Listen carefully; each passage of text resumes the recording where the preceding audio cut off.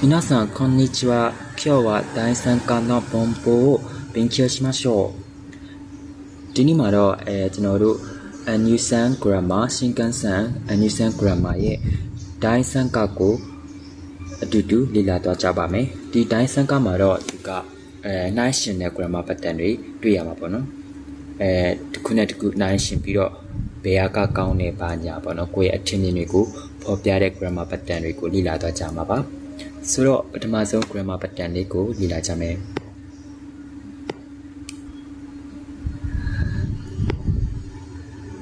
ခုတိုင်း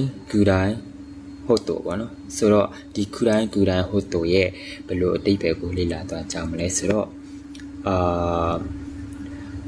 လောက်အောင်လောက်တဲ့ဒီဆိုပြီးအတိတ်ပဲရရပေါ့နော်အဲ့လိုအတိတ်ပဲရှိတဲ့ grammar pattern ကိုလေ့လာသွားကြမှာဆိုတော့စာကြောင်းရဲ့အနောက်ဆုံးမှာသုံးကျင်တော့ခုတိုင်းဟုတ်တော့တာနဲ့တော့ရမယ်စာကြောင်းရဲ့အလယ်မှာသုံးရမယ်ဆိုရင်တော့ခုတိုင်းနောက်ကနေပြောတစ်ခုခုလာခုတိုင်းနောက်ကနေပြောတစ်ခုခုလာဟုတ်တော့နောက်ကနေပြောတစ်ခုခုလာပြီးတော့သုံးပြရတယ်ဆိုတော့grammar pattern တွေတစ်ချက်ကြည့်ကြမယ်verb ဆိုရင်ဖုစုကေတာဖြစ်ဖြစ်နိုင်ဖြစ်ဖြစ်ဒီပဲကြီးလျှော့ပဲဖြစ်ဖြစ်ပေါ့နော်ဒိုးရှိဆိုတာနဲ့ဖုစုကေနဲ့သုံးပြရတယ်verb ဆိုတာနဲ့ဖုစုကေနဲ့သုံးပြရတယ်ဒီကလို adjective ဆိုရင်တော့ ပြန်ထည့်ပြီးတော့သုံးပြရတယ်နာအကြည့်တိဆိုရင်တော့နာပြန်ထည့်ပြီးတော့သုံးပြရတယ်ဒါပေမဲ့ noun မှာကြတော့ဘာမှကပ်ပြီးတော့မသုံးပြရဘူးเนาะnoun ခုတိုင်း noun ခုတိုင်း noun ဟုတ်တော့စသဖြင့်သုံးပြရတယ်ဒါတော့ grammar pattern ပေါ့နော်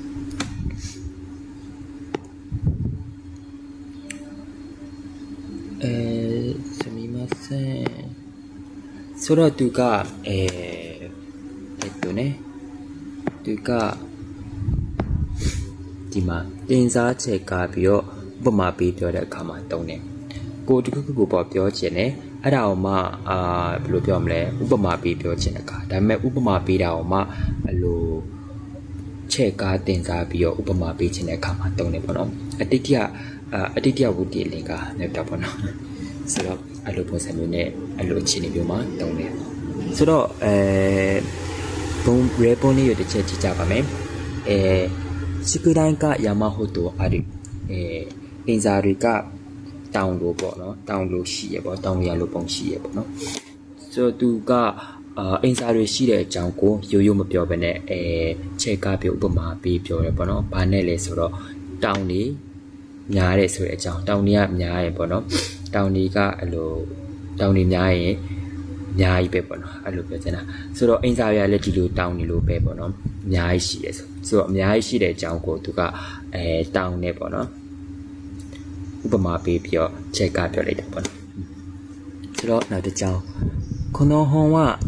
小さなこともでも読めるくらい優しいねဒီစာအုပ်ကကလေးငယ်လေးတောင်မှဖတ်နိုင်လောက်တဲ့အထိတော်တော်လွယ်တယ်ပေါ့နော်ရိုက်ကူတယ်ဆိုတော့သူကဒီစာအုပ်ကိုပေါ့နော်ဒီစာအုပ်ဘယ်လောက်လွယ်တယ်ဆိုတဲ့အကြောင်းကိုဒီပေါ့နော်ကလေးငယ်လေးနဲ့ကလေးငယ်လေးတောင်မှဖတ်နိုင်တယ်ဆိုတဲ့ဟာနဲ့ချက်ကားပြီးဥပမာပေးပြောလိုက်တာဆိုတော့နောက်ဆုံးတစ်ကြောင်းarticle 9くらい酔っ払っちゃったဒီမှာနှစ်ဆင့်ဖြစ်နေ酔っ払うနော်အဲ့နှစ်ခုဖြစ်နေတကယ်တော့တစ်ခုတည်းဖြစ်ရမှာ酔っ払っちゃったလက်မရှောင်းနိုင်လောက်အောင်မူးခဲ့တယ်ပေါ့နော်အရင်မူးခဲ့တယ်ဆိုတော့သူအရင်မူးခဲ့တာကိုဒီပေါ့နော်လက်မရှောင်းနိုင်ဘူးဆိုတာနဲ့ဥပမာပေးချက်ကပြောချင်တာမလို့ဒီလို I do canခရိုင်ပဲတောင်းထားတယ်ပေါ့နော်လက်မရှောင်းနိုင်လောက်အောင်ဆိုတာနဲ့ဥပမာပေးပြီးပြောထားတယ်ဆိုတော့ဒီ grammar pattern တွေကဒီအဓိပ္ပာယ်နဲ့သုံးပါတယ်ကြနောက်ထပ် grammar ကိုတွားကြည့်ကြပါမယ်すみませんreport နောက်ဆုံးတစ်ကြောင်းကျန်သေးတယ်ရက်ကိုစံတော်ဦးသေးは売れそうなくらい細いဒီရက်ကိုစံရဲ့လက်မောင်းကအကျိုးကြတော့မလောက်အောင်ပဲပိန်နေပေါ့နော်သေးတယ်အဲ့လိုပုံစံမျိုးအနေနဲ့ပြောချင်တာဆိုတော့ရက်ကိုစံရဲ့လက်မောင်းသေးတာကိုသူကကျိုးကြတော့မလောက်ဖြစ်တဲ့ပုံနဲ့ချက်ကားပြီးတော့ပြောဆိုချင်တာပေါ့နော်ဒါကြောင့်မလို့ဒီ ခုတိုင်းနဲ့တုံးထားတယ်ပေါ့နော်ကြဒီ grammar pattern လေးကတော့ဒီတိတ်ပဲနဲ့တုံးပါတယ်နောက် grammar pattern တစ်ခုသွားကြမယ်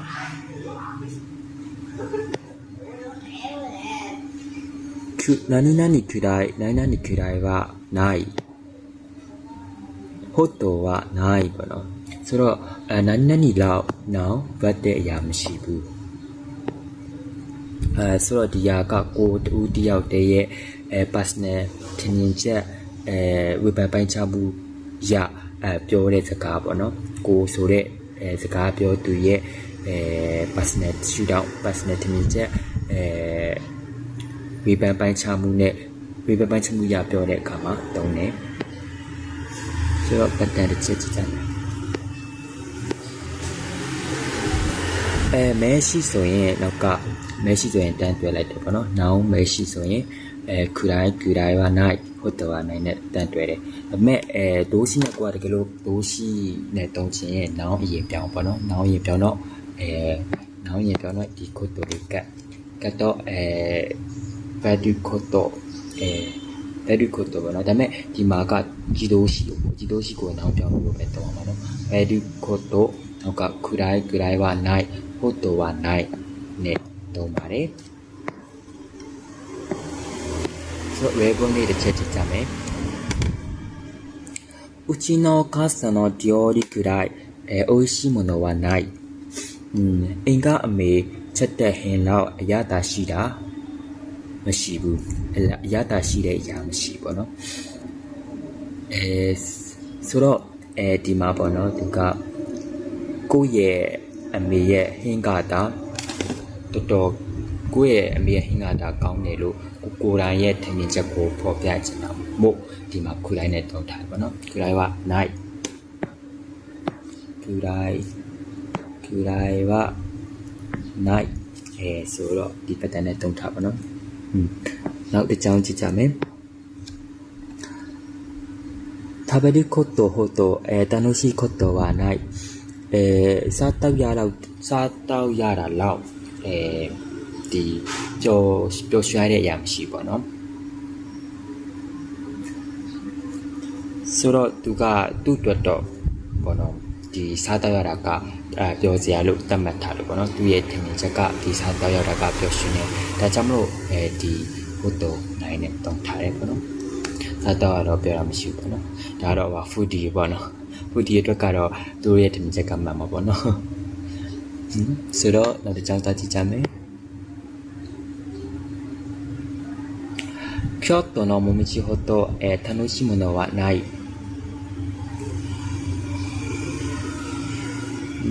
京都ရဲ့မုံမကြီးလောက်ပေါ့နော်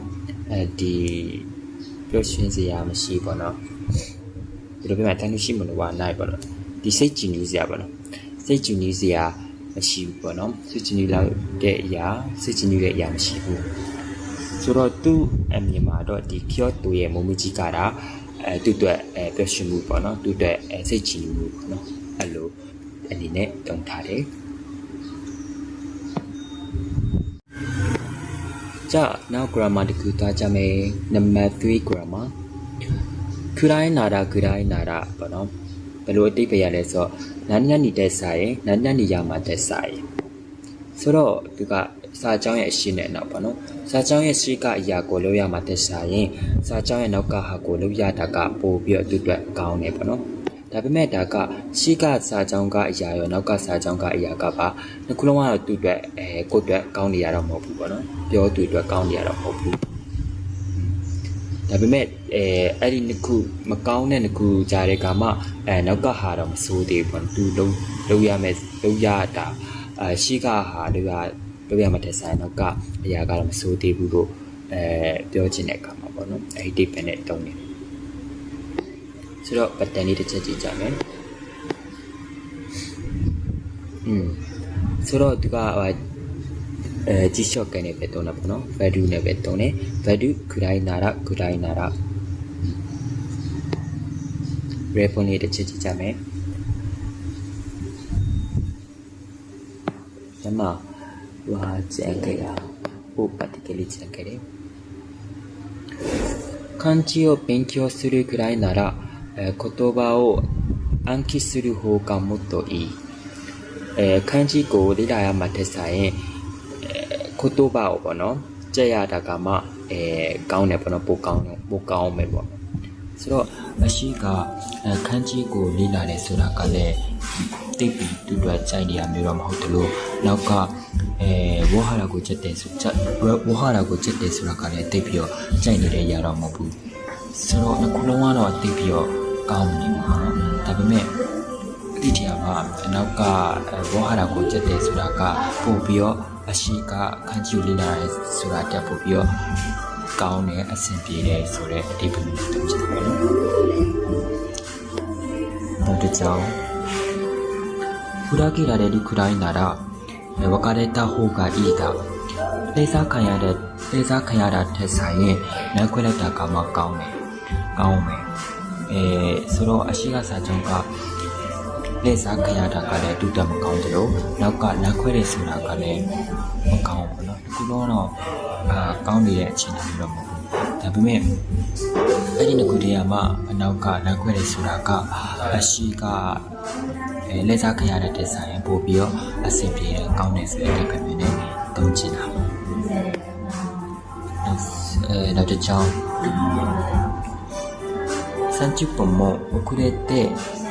説明会に行くくらいなら参加しない方がいい30မိနစ်လောက်ကြာပြီးတော့ဒီပေါ့နော်နီနောဖလဲဝဲလို့ပြောမလားဆက်ဆွဲမဲ့ပဲဆိုတာနီနောဖလဲဝဲကိုသွားမှတဲ့စာရင်ဝင်ပြီးတော့မကြွိုင်းတာကပါပြီးတော့မစင်နွယ်တာကပါဝင်ပြီးမစင်နေတာကပိုကောင်းမယ်ပေါ့နော်ဆိုတော့ဒီအရှိကစာကြောင်းမှာ30မိနစ်နောက်ကြာပြီးတော့ဒီနီနောဖလဲဝဲကိုသွားတယ်ဆိုတာကလည်းမကောင်းတယ်လို့နောက်ကလုံးဝပေါ့နော်ဝင်ပြီးတော့ပါဝင်မစင်နွယ်တာကလည်းမကောင်းပေါ့နော်နှစ်ခုလုံးကတော့ကောင်းမယ်ဒါပေမဲ့နောက်ကလုံးဝပါဝင်မစင်နွယ်ရပါနော်လုံးဝပါဝင်မစင်နွယ်တာကအရှိက30မိနစ်လောက်30မိနစ်တောင်မှနောက်ကျပြီးတော့ဒီနီနောဖလဲဝဲကိုသွားတာတက်ဆိုင်ပေါ့နော်ပို့ပြီးတော့ကောင်းတယ်ပို့ပြီးတော့တဘာဝပို့ပြီးတော့အဆင်ပြေတယ်ဆိုပြီးတော့အတိပ္ပယ်နဲ့တောင်းချင်တာဆိုတော့နောက် grammar တစ်ခုတောင်းချပါမယ်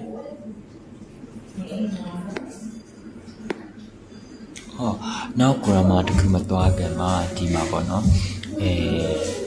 နိုင်ဟိုကဤတာဟိုကဤပေါ့နော်အဲ့ဒါနဲ့နောက်ကဟိုဘက်ကဘယ်သူဟိုကဤပေါ့နော်ဒီနှစ်ခုကြားတဲ့ကခြားနာချက်တွေပေါ့နော်နည်းနည်းခြားနာချက်ပေါ့တိတ်ပြီးတော့ဒီနှစ်ခုက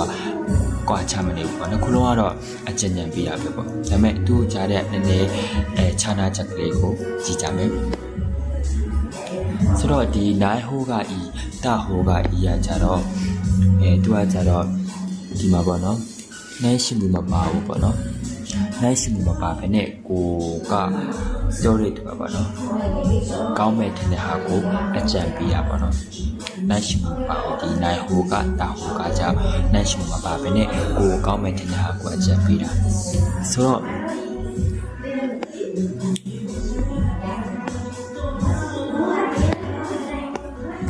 ဒီလူဟိုကဤရကြတော့သူကကြတော့နှစ်ခုရှိတယ်အမှနှစ်ခုရှိရတဲ့ကမှအဲ့နှစ်ခုကိုနိုင်ရှိပြီးတော့ကိုကကောင်းမဲ့တဲ့ဟာကိုရွေးပြီးတော့အကြံပေးရမှာနော်ဆိုတော့သူကကြတော့နိုင်ရှိမှုပါတယ်သူကကြနိုင်ရှိမှုပါတယ်နှစ်ခုတည်းကမှကောင်းမဲ့တဲ့ဟာကိုရွေးပြီးတော့အကြံပေးရပါနော်အရှိကမှတော့အဖြစ်ယောဒီနိုင်လေးရှိရပါနော်ယောဒီဟိုကဤဆိုပြီးတော့တဲ့နဲ့တုံးကြီးတဲ့တုံးကြီးတဲ့တော့အဖြစ်တုံးကြီးရှိတယ်အရှိမအမြဲယောဒီလိုက်ရှိတယ်ဆိုတော့နောက်ကဤနေရာမှာလည်းတခြားကိုတိုပါဒီစကလုံးတွေပေါ့နော်အစားထိုးပြီးလိုက်နေရှိဆိုတော့ဒီနှစ်ခုရဲ့အဓိကကွာခြားချက်ကတော့နိုင်ဟိုကဤတာဟိုကဤမှာကြတော့နိုင်ရှိမှုမပါဘူး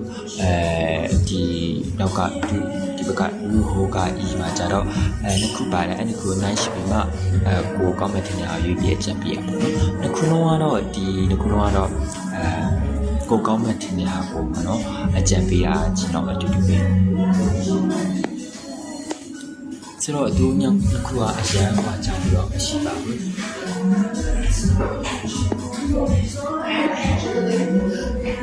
ဆိုတော့တော့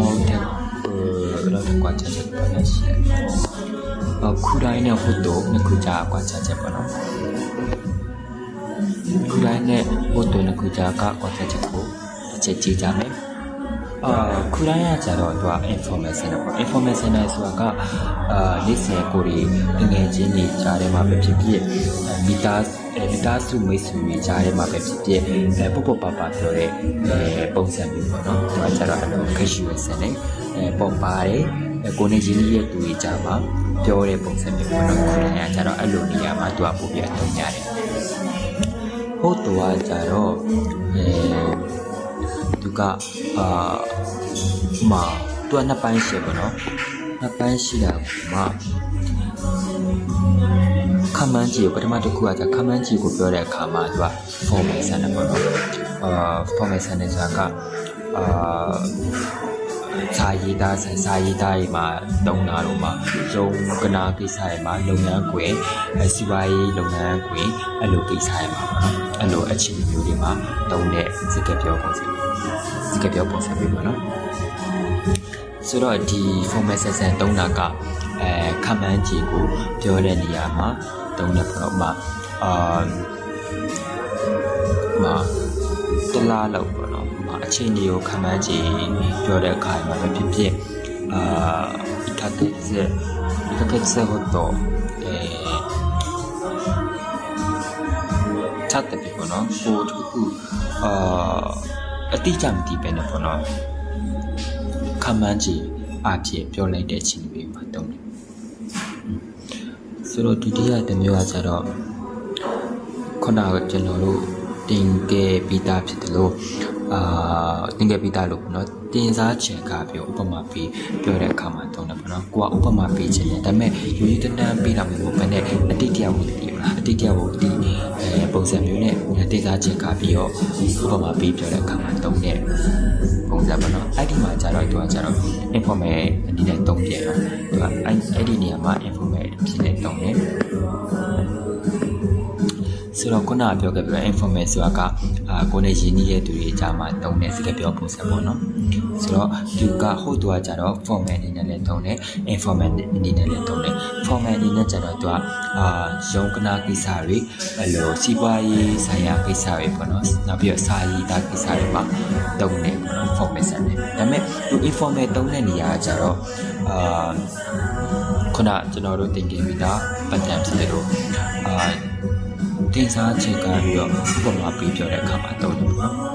အတိအကျကိုကြည့်တဲ့အခါနဲ့တုံးတဲ့အခါပြောပြီးတုံးတဲ့အခါမှာတုံးတယ်ဆိုတော့ဒီဟာက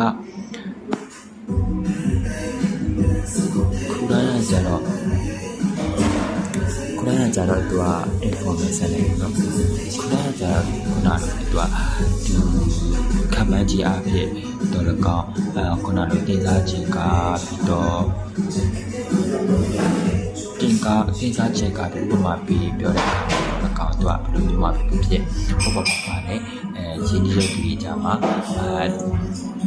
ပြောတဲ့စကားပြောဆန်တဲ့ပုံစံပေါ့နော် information ဒါပေမဲ့ host ကကြတော့ဒါ informal ရော form ရောအဲ့ဒီလိုလုံးမှာသူတုံးတယ်ဒါပေမဲ့သူကတုံးတဲ့အချိန်ကြီးပေါ့ဒီပြီးတော့꿰တာပေါ့နော်formal နဲ့တုံးချင်ခမန်းကြီးနဲ့ခမန်းကြီးကိုပြောပြီးပြောတဲ့ခါမှာတုံးတယ် formal အနေနဲ့တုံးချင်ခမန်းကြီးကိုပြောတဲ့ခါမှာဒါ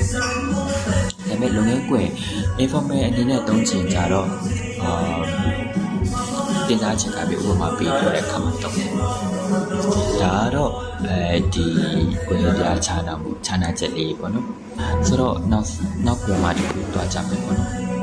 နောက်ဆုံး grammar တွားကြမယ်နောက်ဆုံး grammar ကြတော့နိကာကိတူပေါ့နော်နည်းနည်းနိကာတာအကောင်းဆုံးပဲဆိုတော့သူကဘယ်လိုချိန်မှာတုံးလဲဆိုတော့ဒီကပြောသူရဲ့ personal တင်ချက်personal ဝေဖန်ပန်းချမှုဝေဖန်ပန်းချမှုနဲ့ပြောတဲ့အခါမှာတုံးတယ်ဆိုတော့ဒီကဘယ်နေရာမှာထားတုံးလဲဆိုတော့နောက်ဆုံးစာအကြောင်းရဲ့နောက်ဆုံးမှာပဲထားတုံးတယ်တခြားစာအကြောင်းရဲ့အလဲတို့တခြားတနေရာမှာဖြစ်တုံးလိုက်မယ်ဆိုရင်တော့အတိတ်ပဲတခြားအတိတ်ပဲတို့မျိုးပြောင်းသွားရမျိုးဖြစ်နေပြီပေါ့နော်ဘယ်ဒီနီတာကီတို့ဘတ်တာကတာအကောင်းဆုံးပဲပေါ့နော် သူကဒီတခုကိုလောက်တာကတာအကောင်းဆုံးပဲဆိုပြီးတော့သူ့ရဲ့ထင်မြင်ချက်ကိုဖော်ပြတာ share လုပ်တဲ့နေရာမျိုးမှာတုံးတယ်။ဘယ်နိုင်နိကတိတူဘတ်တာကတာအကောင်းဆုံးတခုကိုမလောက်တာကတာအကောင်းဆုံးပဲဆိုပြီးတော့သူ့ရဲ့ထင်မြင်ချက်ကိုဖော်ပြတဲ့အခါ share လုပ်တဲ့အခါမှာတုံးတယ်။နောင်နိကတိထောင်းကတာအကောင်းဆုံးဒါလည်းသူ့ရဲ့အထင်မြင်ပေါ့နော်ဒီနောင်ကဒါသူ့အတွက်အကောင်းဆုံးပဲဆိုပြီးသူ့ရဲ့အထင်မြင်ပေါ့သူ့ရဲ့ဝိပဿနာချက်ကိုဖော်ပြတဲ့အခါမှာတုံးတယ်ဆိုတော့ဘယ်ခုနေတစ်ချက်ကြည့်ကြမယ်အချီဝစမဲတိုင်းကြည့်ကြည့်ရောလုံးဝမခက်ဘူးဒီပူပြင်းတဲ့နေတွေမှာပေါ့နော်ပူပြင်းတဲ့နေမှာချော်ရည်အေးလေးတစ်ခွက်ကိုတောက်လိုက်တာကဒါအကောင်းဆုံးပဲပေါ့နော်သူ့ရဲ့အထင်မြင်မှာသူ့ရဲ့အထင်မြင်ပေါ့နော်ဒီပူပြင်းတဲ့နေမှာချော်ရည်အေးလေးတစ်ခွက်ကိုတောက်လိုက်တယ်ဆိုတော့သူ့ရဲ့အထင်မြင်ချက်ကိုဖော်ပြခြင်းတဲ့အခါဖော်ပြခြင်းလို့သုံးတယ်